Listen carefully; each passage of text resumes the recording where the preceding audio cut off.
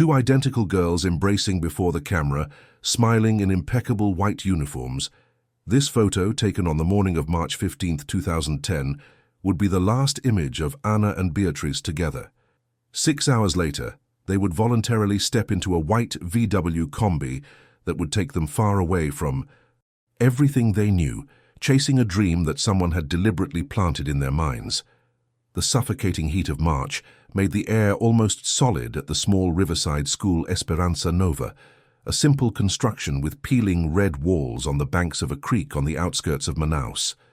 Anna and Beatrice were 8 years old and inseparable, since they shared the same womb, the same desk in the classroom, the same snack of tapioca with cheese, the same impossible dreams.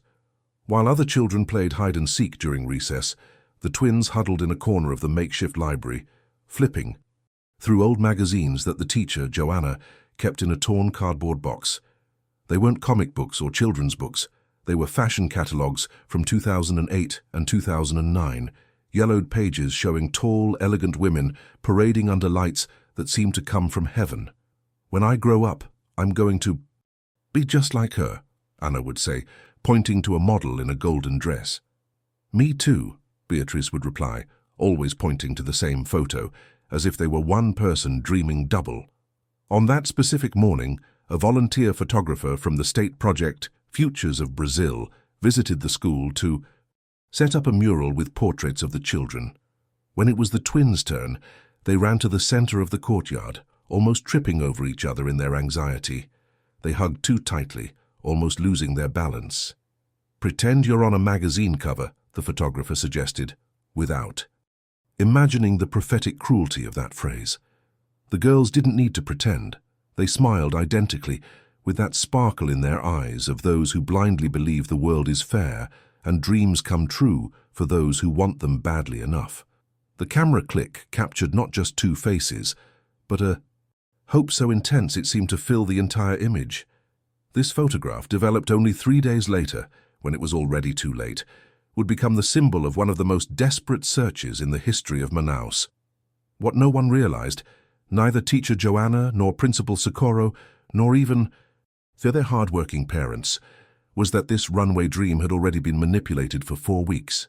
An elegant woman, appearing to be in her early 30s, with straight dark hair falling to her shoulders, always wearing black dress pants and a light blouse, had appeared 7 times at the school gate. She never fully entered the grounds, just leaned against the rusty iron gate, watching the children at dismissal with a gentle smile and attentive eyes. 3 older students later recounted that she handed out colorful, shiny business cards with the name Estrelas do Norte Children's Talent, Children's Agency Manaus SP printed in gold letters. She spoke in a soft, almost maternal voice about free photo tests in the capital, trips to São Paulo, and opportunities that appear once in a lifetime for special girls. Some children took the cards home, and their parents tore them up immediately. Others threw them on the ground. Anna and Beatrice kept theirs hidden inside their math notebook, as if it were a winning lottery ticket. Dona Marlene, the twins' mother, worked washing clothes for families in Manaus, while Seu Raimundo fished since before sunrise, selling the fish at the floating market. When the girls first commented about the pretty lady who talked about modeling and going to São Paulo, Marlene smiled with that mix of tenderness and worry of mothers who know reality doesn't fit into their children's dreams. "Modeling, my daughter, is for rich people from the big city. We here are river people, ribeirinhos, simple people who work with our hands," she tried to explain, but without completely destroying the sparkle in their eyes.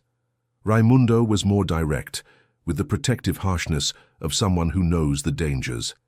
"You two listen to me well. Do not accept anything from strangers who offer things that are too easy. Nothing is free in this world, do you hear?" The girls nodded, but the dream didn't die. It just stayed stored away, waiting for the right opportunity to be awakened. On the afternoon of March 15th, the old outboard motor of the boat that served as school transport broke down for the 4th time that month, this time without a quick fix. The sun was already beginning to dip to the west when Principal Socorro gathered the parents and guardians who managed to reach the school and made a decision that would torment her for the rest of her life. She released the children who lived closer to walk back along the dirt trail that cut through 400 meters of forest to the clay road where combis, motorcycles, and freight trucks passed.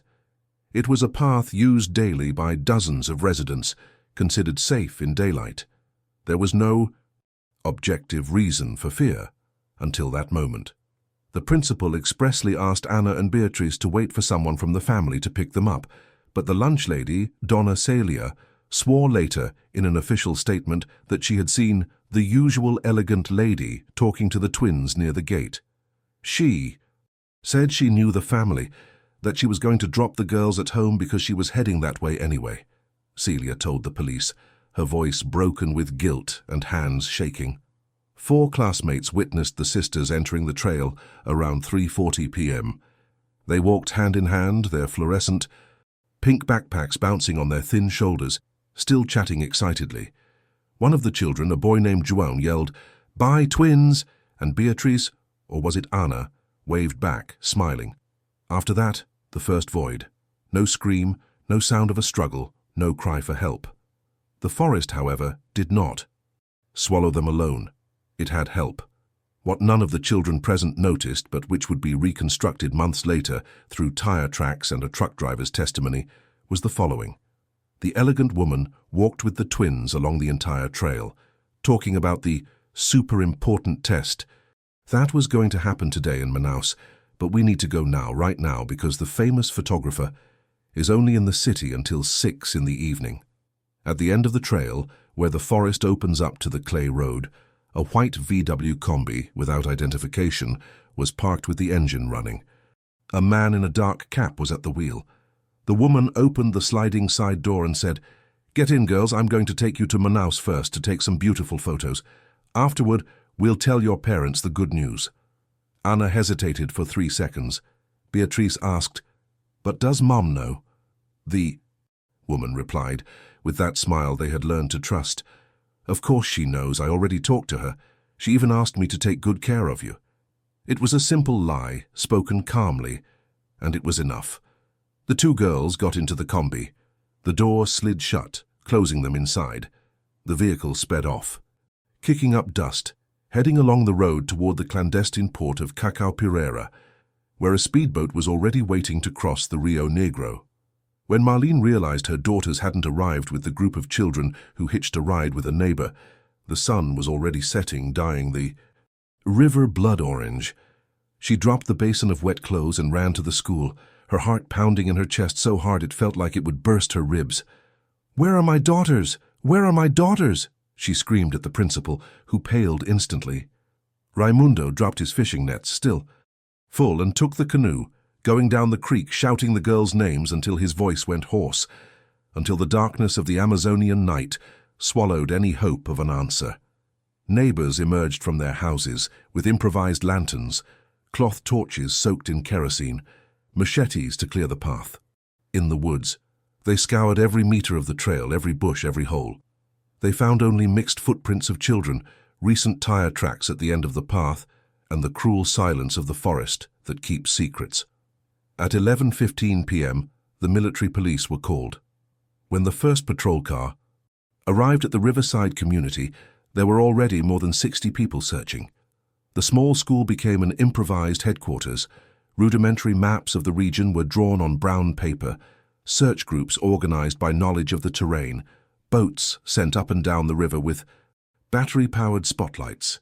Marlene held against her chest the backpack one of the girls had forgotten at home in the morning, squeezing the fabric as if she could, through it, feel where her daughters were. They didn't run away. "Someone took my girls.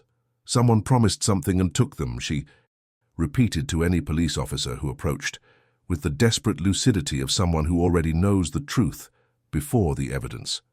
The photograph of the twins was developed in a rush at a 24-hour shop in Manaus, at the urgent request of the school. When Marlene saw it for the first time, Anna and Beatrice embracing, smiling with that joy that now looked like a farewell, her legs gave way. She fell to her knees on the concrete floor of the police station and couldn't get up for 5 minutes. That image, which was supposed to celebrate childhood and the future, was now the portrait of an absence that no one knew if it would be temporary or eternal. The police made copies, many copies, and before the sun rose again over the Rio Negro, the twins' faces were already being pasted on wooden poles, on fishing boats, on market walls, at bus stops. Missing Anna and Beatriz, 8 years old.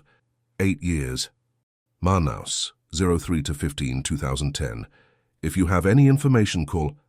Their dream of appearing in photos all over the city had come true, but in the most brutal and cruel way destiny could invent. Did the white combi really exist, or was it a false memory? Where did the boat from the clandestine port take the girls? And did the elegant woman have a name and face, or was she just a ghost? Continue in the next block to discover how the first 72 hours of investigation revealed a terrifying pattern that no one had connected before. And save this video now so you don't miss any detail of this search that mobilized all of Manaus. While sniffer dogs followed tracks that evaporated in the middle of nowhere, and divers searched every centimeter of the creek looking for bodies no one wanted to find, Delegate Augusto Nogueira discovered something that froze his blood. Ana and Beatriz were not the first. There were other girls, many others. The first 72 hours were a war against time, against the immensity of the forest, and against the lack of reliable witnesses. The fire department mobilized 3 teams with inflatable boats. Divers went down into the deepest parts of the creek looking for. No one had the courage to say the word out loud, but everyone thought it: bodies of drowned children. Sniffer dogs from the Civil Police K9 unit were brought in by helicopter on the second day. The German shepherds picked up the scent from the twins' backpacks and followed the entire trail, sniffing intensely until they reached the exact point where the forest opened up to the road. There the animals began to bark and circle, sniffing the packed earth ground. The handlers identified the pattern. They entered a vehicle here. The scent trail ends at this point. The forensic team photographed tire tracks preserved in the dust, wide tires, a common pattern on vans and combis. They also found 3 Derby cigarette butts crushed on the ground, still with damp filters. Someone had waited there, smoking, long enough to finish 3 cigarettes. Delegate Augusto Nogueira took over the case on the morning of the 17th, 40 hours after the disappearance. He was a 54-year-old man, thin as a viola string, with deep, dark circles carved by decades of facing humanity's worst face. He was known for being stubborn and not letting go of unsolved cases, even when everyone else had given up. When he entered the school and saw the improvised mural with dozens of copies of the girl's photo, he felt that familiar tightening in his stomach, the physical sensation of standing before something planned, executed with coldness, not an accident or impulsive snatching. He gathered all the staff and witnesses in a cramped room and asked the central question: did anyone else besides the lunch lady see this woman who offered modeling work? Did anyone speak to her, take a document, write down a license plate? 7 people raised their hands: teachers, older, students, even the owner of the corner shop across from the school. But the descriptions were desperately generic. Light-skinned brunette, maybe 30, 35 years old, straight hair, medium length, always loose, wore black or navy blue dress pants and a light blouse, sometimes a white shirt, sometimes something beige, nice smile, white teeth, calm, polite manner, soft voice, smell of expensive perfume. No useful detail, no scar, no tattoo, no specific accent, no stain on her clothes, nothing that differentiated her from thousands of women in Manaus. Augusto ordered forensic artists to create composite sketches based on the testimonies. The result was 4 different faces, all too generic for practical identification. The woman was an intentional ghost. The delegate expanded the investigation. He sent agents to visit all 11 modeling and child advertising agencies legally registered in Manaus. None recognized the description of the alleged scout. More problematic, none of them did scouting in riverside communities. "It's not our target audience," explained the owner of one of the largest agencies, without hiding class prejudice. A serious agency works with families who can invest in a professional portfolio, runway classes, dentists, dermatologists. River people can't afford that process. If someone is promising a modeling career for free to a poor child, It's not an agency, it's a scam, or something worse. The phrase echoed in Augusto's head. Something worse. He knew very well what something worse could be. It was the receptionist at one of the visited agencies who, almost inadvertently, opened the first crack in the case. She commented softly while the investigators were already leaving. "You know, there's a rumor in the market. There are some women who pose as scouts, promising free tests, guaranteed careers, those things, but nobody knows who they really work for. We sometimes see fake accounts on Instagram offering this. We've reported it several times, but it always comes back with another name." Augusto stopped at the daughter. "Do you know of any specific case?" The young woman hesitated, then nodded. "Last year, a mother came here desperate, saying her 12-year-old daughter had disappeared after scheduling a test with a woman who introduced herself as a scout from our agency. But we never sent anyone there. When the girl was found 3 days later, she was in Manakapuru, confused, saying she had been taken in a combi and dumped there. The police treated it as a runaway case and closed it." Augusto ran back to the station and did what should have been done years earlier. Cross-referenced data. He asked his team to pull up all missing children and teenager cases registered in Manaus and the metropolitan area in the last 6 years. The result arrived in the form of a pile of dusty folders, some with mold eating the edges of the papers. There were 217 records. Most had been resolved: runaways due to family conflict, teenagers going to relatives' houses without warning, children who got lost at events and were found hours later. But there was a subset of 43 cases that made the pattern emerge like a bloodstain in clean water. Girls between 7 and 14 years old, all from low-income families, all disappeared without leaving physical traces, all without a history of serious conflict at home. And, the detail that made Augusto's stomach turn, in 17 of these cases, witnesses mentioned a well-dressed woman offering work, or someone talking, about a career in the big city. Augusto set up an investigation board on the main wall of the station. He pasted photos, map printouts, colored markers, indicating each point of disappearance. There wasn't a single geographical hotspot, but there was a crystal-clear behavioral pattern. Transition points, places where children were temporarily alone or in small groups, vulnerable without direct supervision from responsible adults, exits of schools without walls, trails between communities, isolated bus stops, crowded popular markets, places where a quick approach, made by someone with a trustworthy appearance and a well-rehearsed speech, could happen without alert witnesses. The woman, or women because it could be more than one, knew exactly where and how to hunt. Press coverage exploded on the 4th day. 2 missing twins was an irresistible headline. Beautiful, innocent, poor. Children, with a touching dream of being models, possibly victims of a predatory network. Television cameras invaded the riverside community, turning Marlene and Raimundo's pain into a live spectacle for prime time.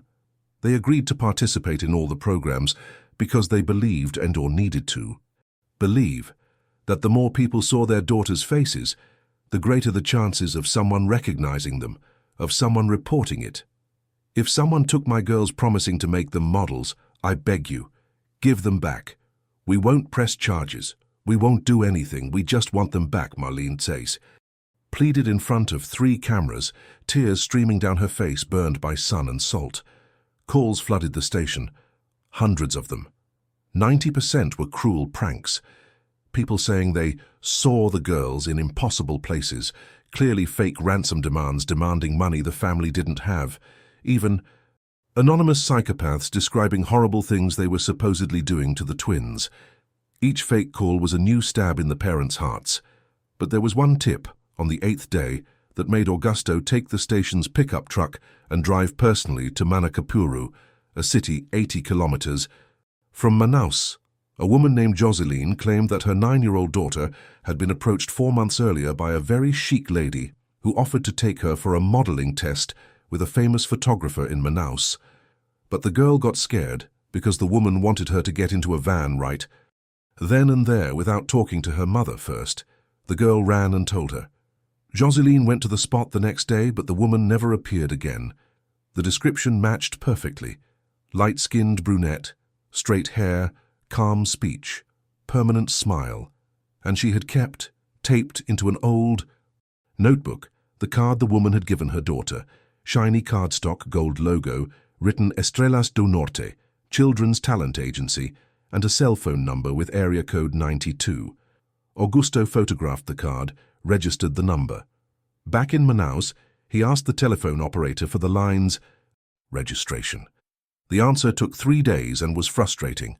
Prepaid number, registered with a fake document, an ID that didn't exist, a CPF of a person dead for 7 years. When they tried to track the chip's last active location, they discovered it had been permanently turned off 6 days after. The twins' disappearance. Whoever it was, they were professional, they knew how to cover tracks, but a technical detail gave a minimal clue. The chip had been activated in Manaus, but the last usage locations were concentrated in 2 areas, outskirts of riverside communities where the woman probably scouted, and curiously the port zone of Manaus, specifically near the port of Cacau Pereira, known as a boarding point for irregular speedboats crossing the Rio Negro, carrying both legal cargo and contraband. The investigation began to tie together the first concrete hypothesis. The girls were taken by land combi to a clandestine port, then transferred to a boat that crossed the river toward Manaus or beyond.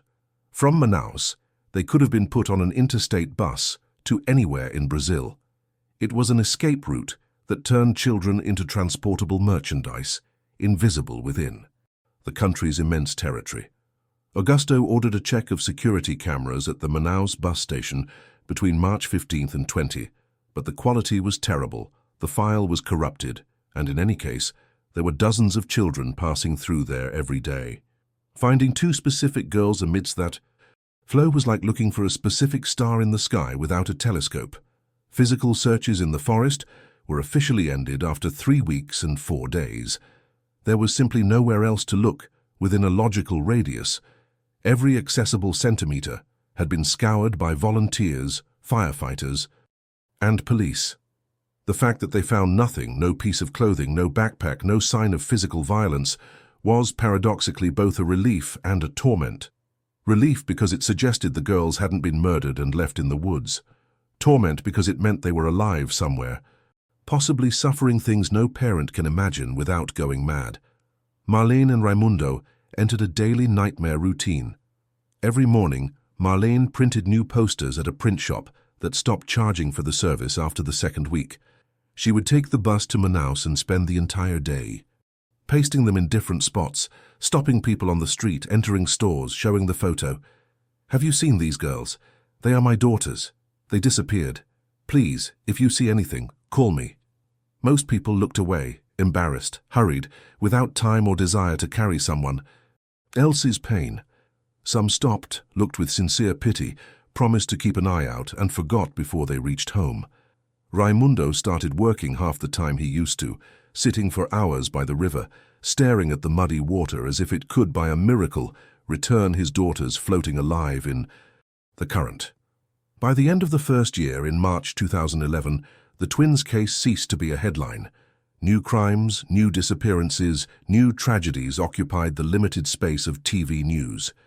Delegate Augusto kept the dossier open on his desk, but without new concrete tips, without witnesses emerging, without fresh material clues, there was very little he could legally do.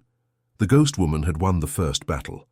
But Augusto, stubborn, swore to himself that this war wasn't over yet. When a case is officially archived, it doesn't die all at once. It slowly rots in a forgotten drawer while those left behind discover that chronic pain hurts more than acute pain. For Marlene and Raimundo, the archiving wasn't the end of the investigation. It was just the day the state gave up on them before they gave up on themselves. August 11, 2012, marked bureaucratically the point of official surrender. The twins' inquiry was formally remitted to the archive of cases without sufficient elements for investigative proceedings. It wasn't closure. Closure implies a conclusion, an answer, the end of a story. That was just an administrative silence, a shameful admission that the system had failed and had no way to fix the failure. Delegate Augusto, now overloaded with 42 simultaneous active cases, still kept the twins' dossier in a special folder on his desk, separate from the others, but there was no team, no budget, no legal mandate to continue an investigation that generated no new facts. He visited Marlene and Raimundo personally to communicate the archiving, without sending a cold official letter. "I haven't given up on your daughters," he said, his voice heavy and hands shaking slightly. "But my hands are tied, without a new clue, without a new witness, without a concrete tip. I have no way to justify keeping a team dedicated to the case."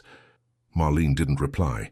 She just picked up the photo of the twins that was on the coffee table, turned her back, and closed the door slowly. There was no anger, no tears, only an exhaustion so deep it seemed she had aged 20 years. In two, the family's life turned into a ghostly existence. Raimundo went back to fishing because they needed to eat, pay bills, survive.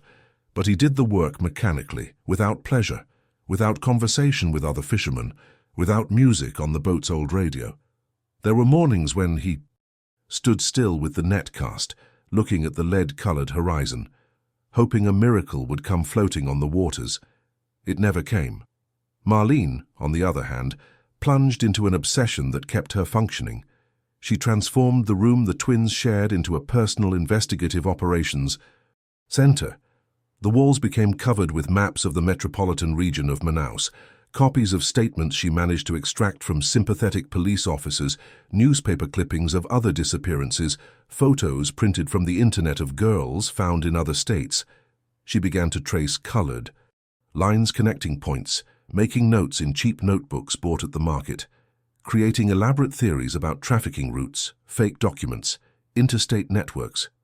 Some of her hypotheses were surprisingly lucid and well-founded.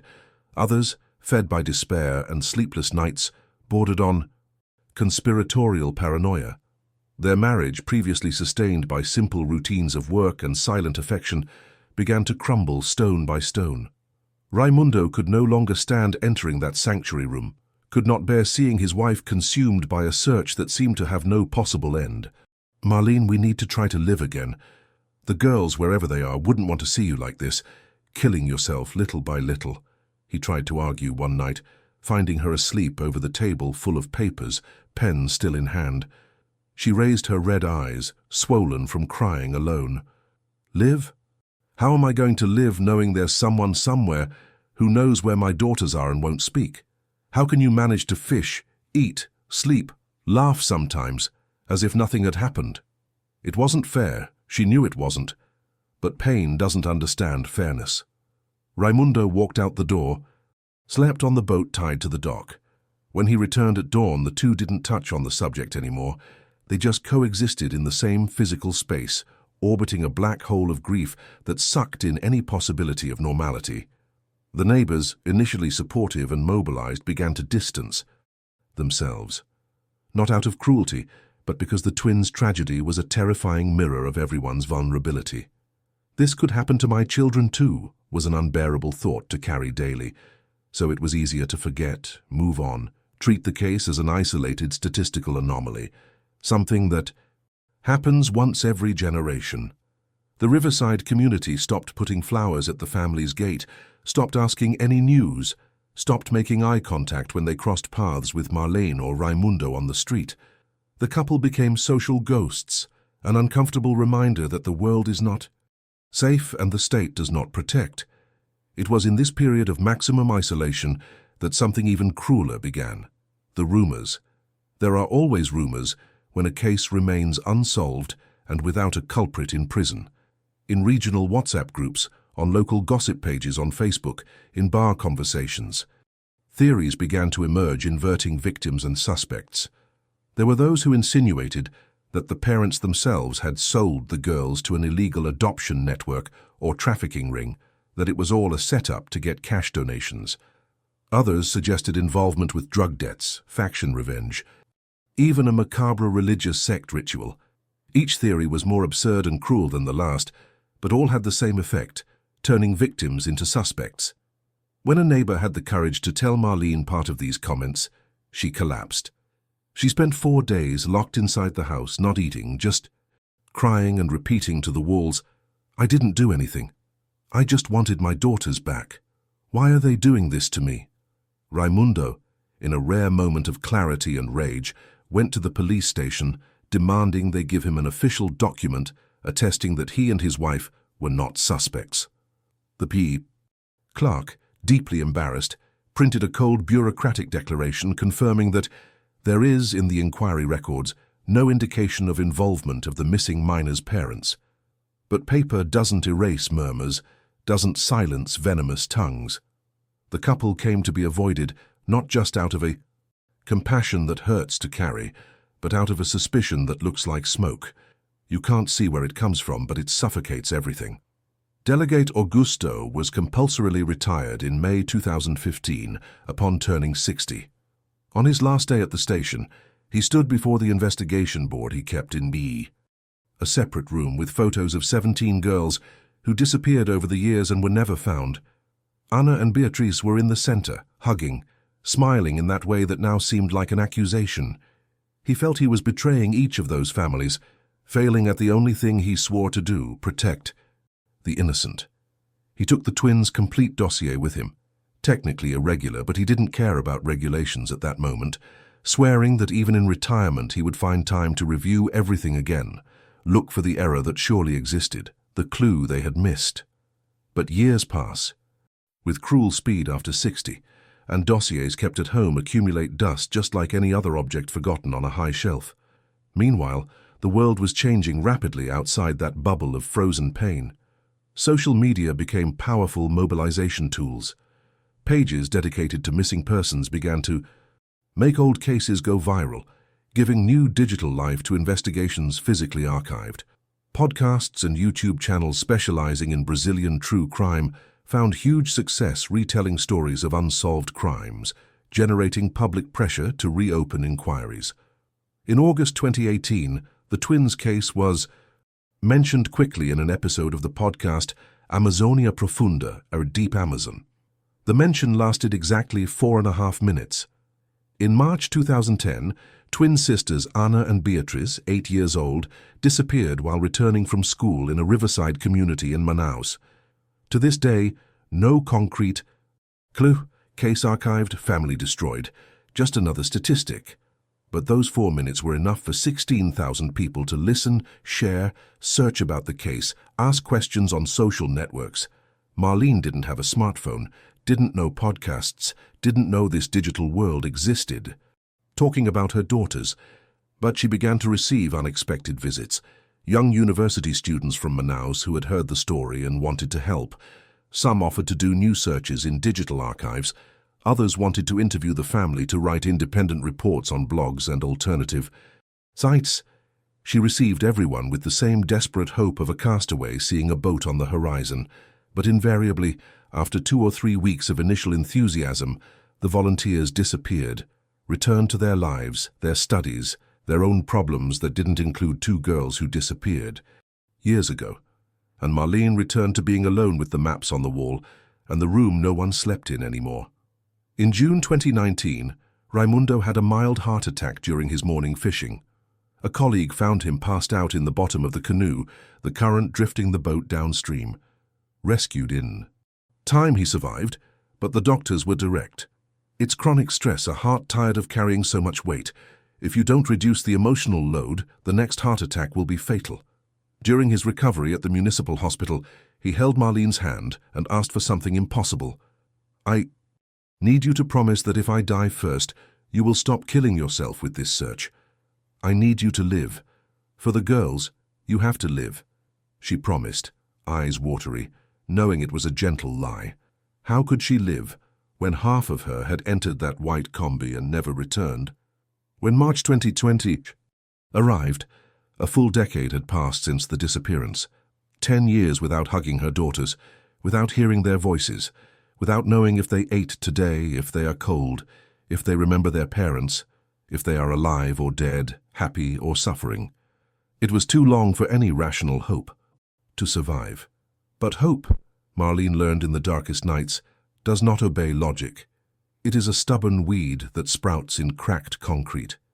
In the early hours of March 15, 2020, exactly the 10th anniversary of the disappearance, she lit 2 candles in the sanctuary room, one for each daughter.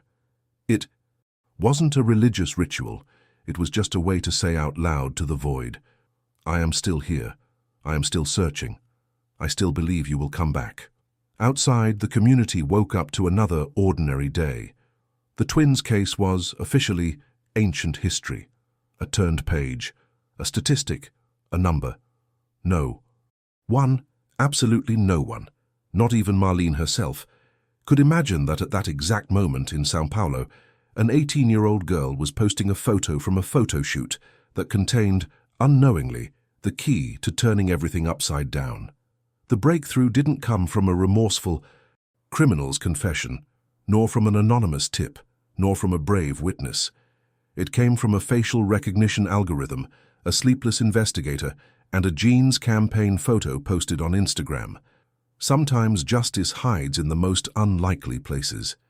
The year 2020 brought not only a global pandemic, but also a small revolution in missing persons investigation methods in Brazil. Pressured by human rights organizations and shameful statistics, the civil police of Amazonas created an experimental task force to review old files using technologies that didn't exist when the crimes happened. The team was tiny: 5 investigators, 2 data analysts, 1 IT technician, and the work Herculean, reviewing 347 frozen cases, digitizing yellowed photos, transcribing handwritten statements, feeding databases with information that previously lived only on moldy paper.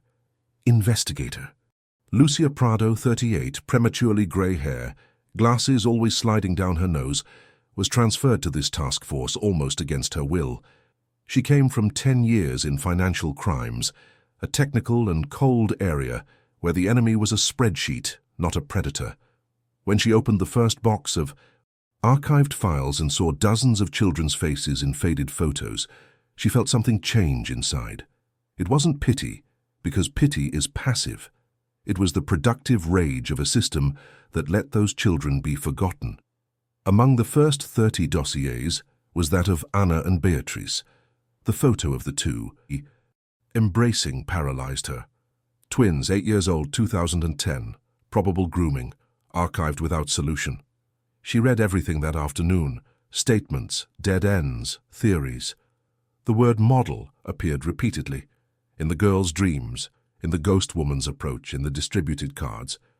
Lucia, who had a sister aspiring to be a model, knew that universe. She knew agencies kept public profiles on Instagram and Facebook displaying their talent. What if the idea was absurd enough to work? She spent 3 weeks meticulously digitizing every document. She scanned photos, transcribed statements, organized everything in management software. She created an interactive timeline: 3:40 p.m., last seen; 3:55 p.m., tire tracks at the end of the trail; 4:20 p.m., mother realizes absence. But what wouldn't leave her head was Delegate Augusto's final hypothesis, noted in red: strong suspicion of transport out of state via organized network with agency facade. No resources to proceed with interstate investigation. Lucia made an irrational decision: a manual search on social media for young women between 17 and 19 years old, the twins' age in 2020, working as models with compatible characteristics. It was a needle in a continental haystack, but she had a method. She fed facial recognition software with photos of the twin children and asked for age projections to 18 years old. The result: longer faces, defined features, maintaining bone structure, eye shape, nose-mouth spacing. It wasn't perfect, but it was a starting point. For 18 days, Lucia spent sleepless nights scouring agency profiles: Manaus, Belém, Brasilia, Rio, São Paulo. She looked for brunette girls, dark eyes, straight wavy hair, medium height. There were thousands of profiles. Colleagues commented she was obsessed, that she needed to rest. She ignored them. It was in the early hours of April 7, 2020, 3:17 a.m., that Lucia stopped scrolling through the profile Ar Agencia Luz Modelos from São Paulo. A recent photo, posted 6 hours earlier, showed a teen jeans campaign. The model looked to be 18, light. Brown skin, dark wavy hair, thin face. But it wasn't the general appearance that made her heart almost stop. It was a tiny detail visible in the high-resolution photo. A small dark mole, perfectly round below the left ear. Hands shaking, Lucia went back to the physical dossier, looking for the characteristics sheet. There it was, handwritten by Marlene in 2010. Beatriz, dark mole behind the left ear, size of a pinhead. Anna, reddish birthmark on the right shoulder. She zoomed in on the digital photo to the max. The mole was there, unmistakable. She took the age projection generated for Beatriz and placed it side by side with the model's photo. Disturbing similarities. Distance between eyes, shape of upturned nose, curve of the jaw. She fed the facial recognition with both. Processing, 47 seconds. Result. Possible match, 73%. Margin of error due to age difference and angle. Physical verification and DNA recommended. It wasn't a certainty, but it was infinitely more than nothing. She checked the name in the caption, Bia Lemos. It wasn't Beatrice, but the nickname was too common to be a coincidence. She clicked on the profile. A Bia Lemos official. Public. 11,400. Followers. Photos of shoots, selfies, stories about a model's routine. But no family photos, no mention of parents, no childhood images. The oldest were from 3 years ago, about 15 years old. Bio. Model. 18. SP. Agencia Los Modelos. She stalked every photo, every comment. Nothing. About Manaus family passed. At 7 a.m., Lucia entered the coordinator's office and dumped everything. Dossier, model's photo, facial analysis, screenshots. I need to go to São Paulo to investigate this girl. I'm almost certain she is one of the twins. Delegate Roberto Cunha, skeptical, examined. Everything. It's a fragile lead, Lucia. Do you have any idea of the cost if we are wrong? She leaned in. And do you have any idea of the human cost if we are right and do nothing? This family has been waiting for 10 years. If I'm wrong, I take responsibility. But I need to go. 3 days later, after conditional approval and a careful approach protocol, Lucia was on a flight to São Paulo with a folder containing the complete dossier, photos of the twins, age projection, and a DNA kit. First step, discreet contact with the agency. The next day, 10 a.m., she was at Agencia Luz in Liberdade, in front of the owner Silvia Barros, 50-something, blonde hair, dated clothes. I'm investigating the origin of Bia Lemos, Lucia said, showing her ID. I need information about the initial contract, who signed as legal guardian, documents. Silvia frowned, confused. Does Bia have a problem? She's a great girl, super professional, punctual. Lucia was direct. I suspect she is a victim of child trafficking from 10 years ago and is living with a false identity without knowing. Dense silence. Silvia paled. My God. Are you sure? Not yet. That's why I need the documents and to speak. With her. Silvia opened a metal file cabinet, pulled out a folder, BIA Lemos. The contract was signed when she was 10, 11 years old. The person who brought her was a woman who introduced herself as her aunt and legal guardian. Aunt Lordinha, I remember the affectionate name. We asked for documents, birth certificate, the girl's ID, the guardian's document. Everything seemed correct. Lucia leafed through with trembling hands. Name of the aunt, Lourdes Mendes da Silva. Place of birth of Bia, Belém, Pará. Date, 03/12/2002, 18 years old now. But what turned her stomach? Contract. Start date, July 23, 2010, 4 months and 8 days after the disappearance. Where is Bia now? Silvia checked her phone. Casting call today, 2:30 p.m., Estudio Foco in Pinheiros, Rua Harmonia. I want the address, and don't say anything to her via WhatsApp. Call nothing.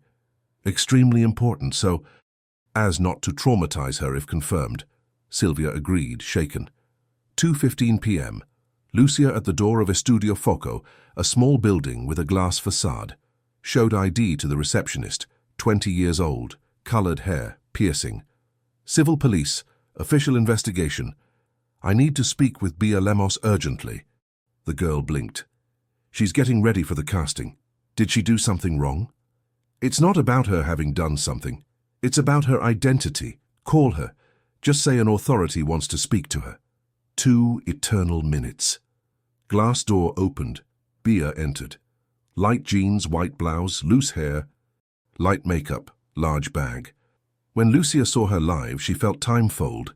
It was Beatrice, 10 years older, exactly as the projection predicted. Same expressive eyes, nervous lip-biting habit, posture with shoulders protecting her heart. Hi? You want to speak to me? Soft voice, nervousness evident. Lucia made a gigantic effort to maintain composure. Bia, I'm Lucia Prado, investigator from the Civil Police of Amazonas. I need to talk about your childhood, origin, family. Can you sit down? The young woman hesitated, hugging her bag like a shield. I don't understand. Did I do something wrong? My documents are correct. It's not about you doing anything illegal. It's about who you really are and where you came from. Please, sit. Bia sat slowly, body tense. Do you remember your childhood? The young woman shook her head. Little things. My Aunt Lordina raised me. She died a few years. Ago, I don't have clear memory from before 10, just strange flashes like dreams. Lucia opened her phone, showed the photo from 2010, Anna and Beatrice embracing, school uniforms, smiling. Do you recognize anyone in this photo?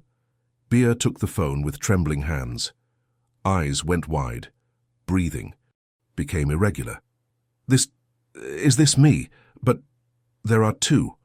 Identical. Tears began to flow silently. Who is the other one? Lucia felt her own chest tighten. They are twins. Anna and Beatrice. Disappeared in Manaus in March 2010. Bia, I need to collect DNA, but I'm certain you are one of them. The young woman began to cry, a confused and desperate cry. I have a sister? I am not who I think I am? My name isn't Bia? Lucia held her hand. You have a family looking for you for 10 years. And yes, you probably have a sister, but I still don't know where she is. Was Bia really Beatrice? Would the DNA confirm it? And if so, where was Anna all these years? What happened in that combi a decade ago? Stay until the end of the next block to see the interrogation that revealed the darkest truth, and leave your comment now if you also feel this story needs to be told. The DNA test took 5 days that felt like 5 years. When the result arrived, there was no more doubt.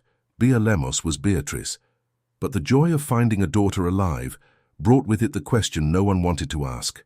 Where is the other twin? The genetic report was conclusive. 99.9% compatibility between Bia Lemos and Marlene's genetic material collected in Manaus. Beatrice was alive. The news exploded like a bomb in the national press.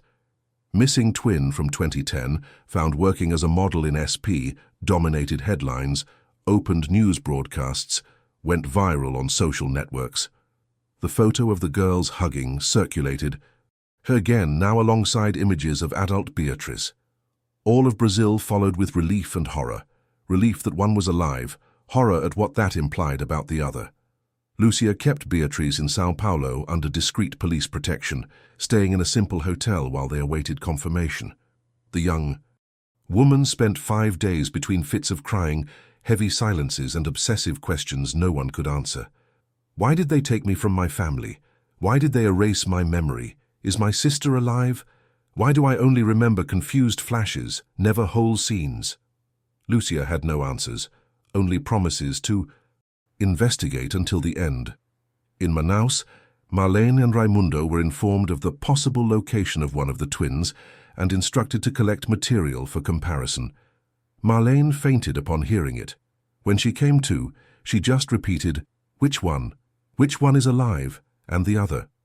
Raimundo held her while he cried, but for the first time in 10 years they were mixed tears, pain and hope at the same time, a feeling impossible to process.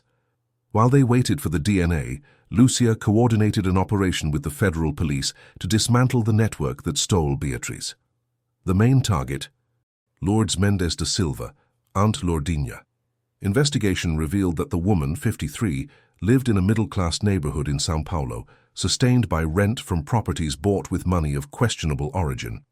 When police knocked on the door at 6 a.m., she tried to resist, screamed that she had done nothing wrong, just took care of the girl. She was immobilized and taken for formal interrogation. At the station, in front of cameras recording every word, Lourdes began tearing down the official version. She tried to maintain that she had adopted Beatrice in good faith, that the biological parents allowed her to give the girl a better life. But investigators had too much evidence: fake custody documents, tickets bought with cash, no legal adoption process, incompatible financial movements. After 8 hours of interrogation, confronted with decades of prison time, Lourdes started talking. The truth was rotten to the core. Lourdes belonged to a child trafficking network operating in the North region since at least 2005. The scheme: well-dressed women approached poor families offering opportunities in capitals. When families refused, and most refused, Plan B: groom the children directly with promises of career, fame, money. The most vulnerable, who dreamed big and had little, were easy prey. Captured, they were transported far away, documents forged, names changed, inserted into new contexts as nieces, goddaughters. Some placed in legitimate agencies, perfect disguise. Others had a much worse fate. "And the other girl, Anna?" pressed Lucia, voice sharp as a blade. Lourdes looked away. "I don't know of any Anna." "There were two twins. Did you take both or just one? Witnesses saw you with both in the combi." Heavy silence filled the room. Then, the woman murmured, voice almost inaudible. "I took both from the trail, but only one arrived in São Paulo." Lucia felt her blood freeze. Officers in the room stood paralyzed. "What does that mean? Where is the other one?" Lourdes began to cry, but they weren't tears of remorse. They were fear of consequences. "The other one, Anna, got sick right on the trip. Very high fever. Wouldn't stop coughing, vomited several times. We couldn't take her to a hospital. It would cause trouble. The police would catch us. I gave her medicine from the pharmacy, tried to lower the fever with a wet cloth. But she didn't make it. She died before reaching Manaus. She was still on the boat." The room exploded. Lucia had to be restrained by colleagues when she lunged forward. "Where is the body? What did you do with the body of an 8-year-old child?" Between calculated sobs, Lourdes confessed Anna was buried in a dense forest area near Manacapuru, unmarked, without ceremony, without anything. We dug a deep hole at dawn, wrapped her in a sheet, and buried her. There was no other way. We would have been arrested. Lucia had to leave the room. She vomited in the bathroom, cried out of pure rage. When she returned, she forced herself to be professional again. "You will draw a map of where you buried her. You will describe every detail: trees, nearby river, rocks, anything. And you will tell exactly what happened from the moment you took the girls on that trail until you buried Anna. Every minute, every decision, everything." In the following 12 hours, Lourdes reconstructed the crime step by step. Confirmed. A white combi picked up the girls at the end of the trail. The driver was an accomplice, a man in a cap who smoked Derby. They drove for 40 minutes to the clandestine port of Cacau Pereira on the Rio Negro. There they boarded a speedboat with 2 other children who had also been groomed in different communities. The boat trip to Manaus took 3 hours. Anna began to feel sick in the first hour: fever, cough, tremors. Lourdes gave her children's dipyrone she had in her bag, but the girl worsened rapidly. Beatrice, terrified, held her sister's hand, crying, asking to go back, to call Mum. Lourdes gave Beatrice a sedative too, so she wouldn't make a scene. When they arrived at a stopping point before Manaus, Anna was unconscious, breathing shallow. Lourdes admitted, "I knew she was going to die. I've seen children with pneumonia before, knew the signs, but we couldn't take her to a hospital. We decided to continue the trip and..." Wait. Anna died 2 hours later, still on the boat, with Beatrice sleeping, drugged beside her, without seeing her sister depart. The body was kept wrapped in canvas until dawn. They disembarked at an isolated point near Manacapuru. 2 men dug a shallow grave in dense forest, about 800 meters from the bank. They buried Anna without a coffin, without a name, without anything. Just earth over a child who died far from... Her mother scared sick because she dreamed of being a model. Beatrice woke up hours later, already in Manaus, in an unknown house. Asked for her sister. Lourdes lied. Your sister went to another house with another good family. You will see each other again when you become famous as models. The girl cried, asked to see Anna to talk to Mum. Lourdes gave her more sedatives. In the following days, she repeated the lie until Beatrice, confused and drugged, began to accept it. A week later, they put the girl on a bus to São Paulo with fake documents. New birth certificate, new ID, new name, Bia. Lemos, born in Belém, orphan raised by Aunt Lourdinha. Beatrice's memory was being erased with a combination of trauma, drugs, and repetition of lies. Within a few months, she truly believed she had always been Bia, that she never had a twin sister, that Aunt Lourdinha was her only family. When Lucia finished hearing everything, she had to inform Beatrice. She sat with the young woman at the hotel, held her hands, and told the truth no one wanted to hear. Her twin sister had died 10 years ago, scared and sick, buried like trash in a forest. Beatrice collapsed. She screamed, cried, broke objects, went into shock, needed emergency psychological care. She spent 2 days without speaking to anyone, just staring at the wall, processing that during all these years. While she lived, worked, smiled in photos, her sister was dead in a nameless grave. In Manaus, informing Marlene and Raimundo was the hardest thing Lucia ever did in her career. They listened in silence. When she finished, Marlene didn't cry. She just said, voice hollow, I always knew one of them was dead. A mother feels it. But I needed certainty. Now I need my daughter's body back. Raimundo, for the first time in 10 years, broke completely. He fell to his knees on the dirt floor and bellowed in pain, an animal sound no human being should make. With the map drawn by Lourdes, a search team was assembled. It took 4 days scouring dense forest area near Manacapuru until they found it. Small bones, buried shallow. Some rags of white fabric, remnants of the school uniform. Forensic analysis would later confirm DNA compatible with Anna. Probable cause of death, bacterial pneumonia, aggravated by dehydration and lack of treatment. The girl could have been saved with simple antibiotics and IV fluids. She died because she was worth less to those people than the risk of getting arrested. 10 years and 7 months after the disappearance, the Riverside community that pasted missing posters on the walls received 2 pieces of news at the same time. One of the twins was coming home alive. The other was coming home in a coffin too small to hold a family's pain. Beatrice's reunion with Marlene and Raimundo was carefully prepared by a psychosocial team. Before taking her by plane to Manaus, meetings were held in a neutral environment in São Paulo, with psychologists present, helping the young woman prepare to meet a family that existed only as a hazy void in her memory. For Marlene and Raimundo, each preparatory meeting was a miracle and mourning simultaneously. Seeing a daughter there, alive, adult, with features of the girl in the photo, but also of a stranger who lived 10 years without them, rekindled joy, but brutally highlighted Anna's absence, now confirmed as a solitary and terrible death. The first hug happened in a federal police room in Manaus, without cameras, without press, just the family and 2 psychologists. Marlene entered first. When she saw Beatrice standing, nervous, hugging her own waist, she stopped in the middle of the room. "My daughter," she murmured, voice cracked. "My Beatrice." She opened her arms. Beatrice hesitated. That woman was strange and familiar at the same time, an awakening of buried memory, then took 2 steps and let herself be hugged. Marlene held her as if she could fuse her back into her own body, cried 10 years of stored tears, repeated, my daughter, you came back," until her voice faded. Beatrice also cried, but different tears, crying of someone being introduced to a piece of herself she didn't even know was missing. Raimundo entered later, more restrained, but when he touched his daughter's face, he crumbled. "You're so big, so beautiful, just like your mother in the photo when she was young." Beatrice smiled sadly. "I don't remember you much, sir, but there's a smell I don't know of river and Fish, that makes me feel safe, I can't explain it.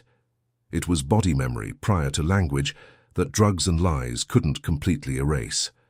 The following days were a difficult process of reconnection. Marlene showed old photos, told stories of the twins' childhood, described the house, the school, the dreams. Beatrice listened to everything like someone watching a documentary about her own life. Some things triggered flashes. I remember this boat, I remember dark water and you two singing. Others remained empty, unrecoverable blocks of memory. But she decided something important. I want to be called Beatrice again. Bia Lemos was a name they stole me with, along with you.